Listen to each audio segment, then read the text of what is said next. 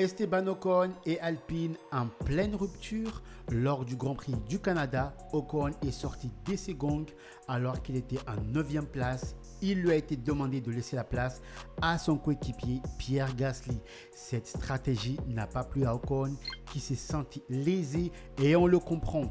Le pilote qui quittera Alpine à la fin de cette saison semble avoir été relégué à la seconde place. Ocon déplore une mauvaise stratégie du staff.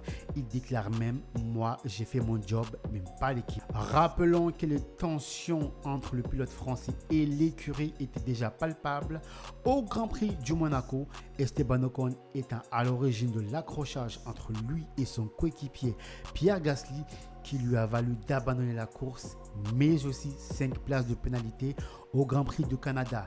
Alpine et Gasly avaient très mal pris cette initiative du pilote. En effet, le circuit de Monaco est un circuit de ville et assez étroit. Selon Alpine, Ocon aurait pu s'abstenir de cette attaque. Esteban Ocon semble être un pilote sanguin qui privilégie l'individuel au collectif. On comprend l'envie d'exceller du pilote, mais c'est vrai qu'il faut quand même garder un bon terrain d'entente avec son écurie et son coéquipier.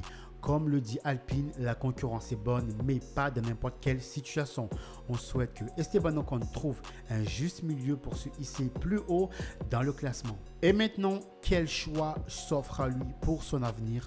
Ocon le dit lui-même et reviendra vers nous très bientôt pour nous en faire part.